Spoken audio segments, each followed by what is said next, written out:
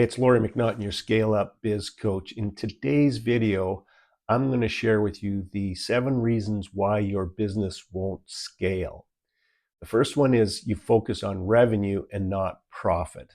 Here's the thing, and I heard this a long time ago, and it just makes complete sense. And when you hear it, I know it's going to ring true for you, and that is revenue is vanity, profit is sanity.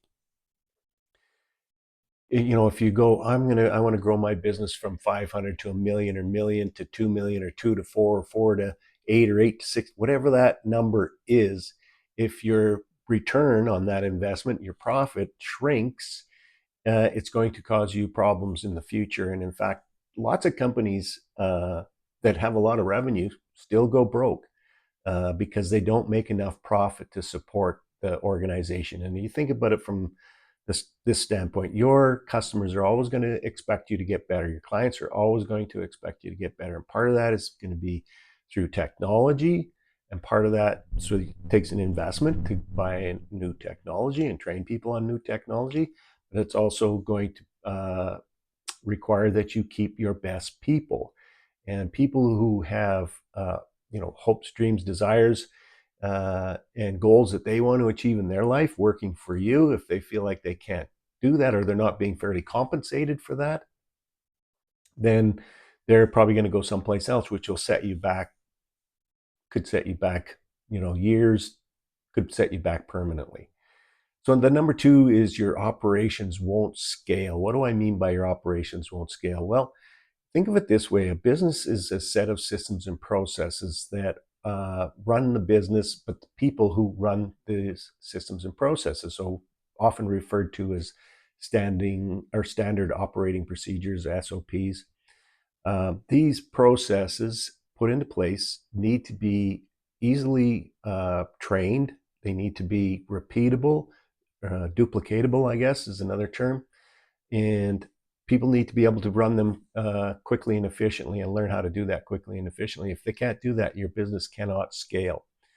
There's a guy by the name of Ilya Prigogine, who was a Russian scientist who did the study on why systems evolve and change. And part of the reason why they evolve and change is because they get pressure on them. So if you think about your company, let's just say, for argument's sake, your company can easily handle 5 clients a week.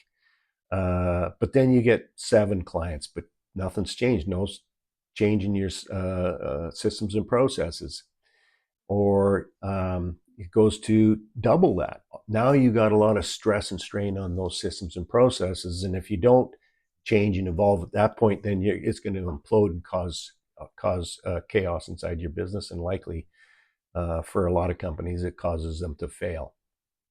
So, think about where the stresses and strains are in your business, and then figure out how you can create a system or process to help them function more smoothly.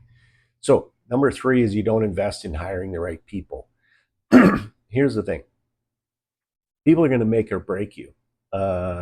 Good people, yeah, sometimes I hear this often, is good people are hard to find. And I think they're easier to find than most people think. The problem is that when you get good people, if you don't invest in them, meaning training, appreciation, stuff like that, and obviously compensation, then they're going to go someplace else. And again, that's just going to set you back. Number 4 is you lack strategic partnerships. So strategic partnerships are working with companies that they have the same customer, but they don't offer the same services. So you can create a strategic partnership with companies. As I said, they have the same customers, but you help each other promote each other's businesses. So if you're a siding company, for instance, you may want to create a strategic partnership with a roofing company or a window company or, lawn maintenance company. All of those people could become strategic partners for you, for each other, because then you can refer business to each other. Just a simple, easy strategy to implement. Number 5 is you're reactive, not proactive. What do I mean by being reactive versus proactive? First off, let's use this. You're a firefighter.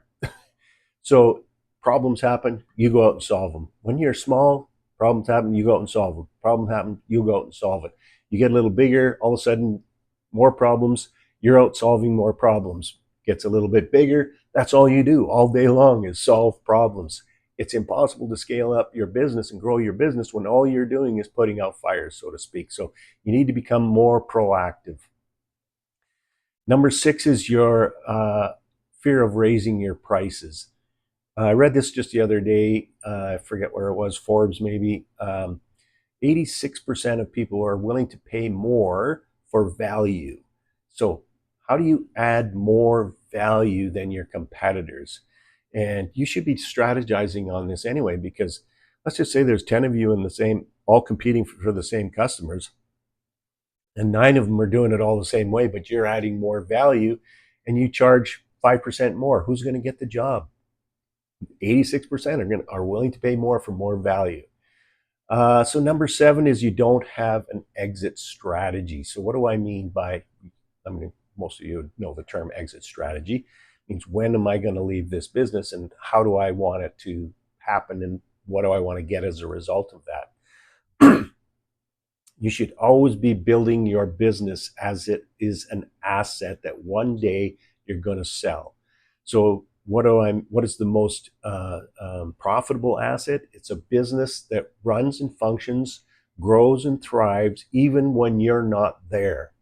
If you have to be there in order for your business to succeed and continue to be profitable or continue to thrive, that might not be the best term, but if you have to be there for that to happen, then your business is worth a lot less money. Because if I'm an investor and I'm going, I want to, and I've worked with several guys throughout the years that have been, they wanted to invest in all these different kinds of companies.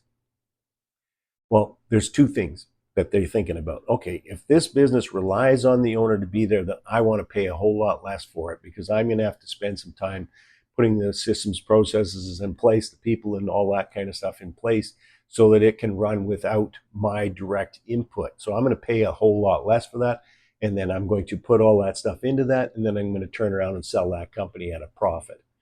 Or if you're, again, somebody, you own a business, you've been at it for 20 years, you're retired, you're thinking, I want to retire. But again, your business relies on you to be there in order for it to be successful. So an investor comes in and says, again, I don't want to pay that much money for this, because once you're gone, then it's not worth near as much money. And so they may not invest in that company, because they're looking for companies that are well run, and they're willing to pay more for those because they don't have to put any of the work into making it successful. So think about it from the perspective of, I want to one day exit this business, and what I want it to do is, like, I want to be able to take 2 months vacation every year. I don't want to work on weekends, and I want to work a regular work week or less. And if my company is still growing and profitable under that model, then some investor is going to come in and say, pay you a premium, multiple times profits, or multiple times, the profit inside the company. There's different ways that they evaluate companies. Anyways, those are the 7 reasons why your business won't scale up. If you would like to have a conversation with me about how I might be able to help you do that faster and quicker, same word. I'm going to leave a link in the description where you can book a 30-minute discovery meeting consultation with me, and the point of a 30-minute discovery consultation is simple. I want to understand that I can help you. So I want to know what the challenges are that are keeping you stuck. And I want to know if those are in my wheelhouse, then I'm going to help you. And secondly, I want to make sure that there's some synergy. I talked about hiring the right people with the right attitude. One of my mentors, Marshall Goldsmith, told me at a conference, he was doing the training there, so he didn't tell me, he told the group, your success as a business coach is going to really reflect on your ability to pick the best clients. So I'm looking for those clients who are open to learning. They're willing to say, I don't know everything. And they're open to open to change. and they're willing to work together to make that happen. If they're not like that, I don't want to work with you. Sorry, I don't mean to be a jerk, but the fact of the matter is that I only want to do things that are fun, and working with people who are difficult to work with are not much fun. You know that. You own a business. You probably have some people that are difficult to work with. Uh, I I have the choice. I don't have to do that. So, and really, you don't have to do that either. But so, if you want to book a 30-minute consultation, discovery consultation, just click on the link. You book it right into my calendar, and we'll just have a conversation, see where it goes from there. And if we think that there's some value in going to the next step, we'll book what I call a complimentary coaching session, which is approximately 90 minutes, where I'm just going to ask a whole bunch more questions so that I can understand deeply what the causes of the challenges are. I'll talk about what those solutions are to those challenges. And if we both agree that there's some value in us working together and that your return on investment will be high enough, then we will put together a program that works for you. So, on that note, there's your 7 reasons why your business won't scale. What are you going to do about it? Take care and have yourself a great day. I wish you nothing but success. And I hope one day I get the opportunity to be of service for you.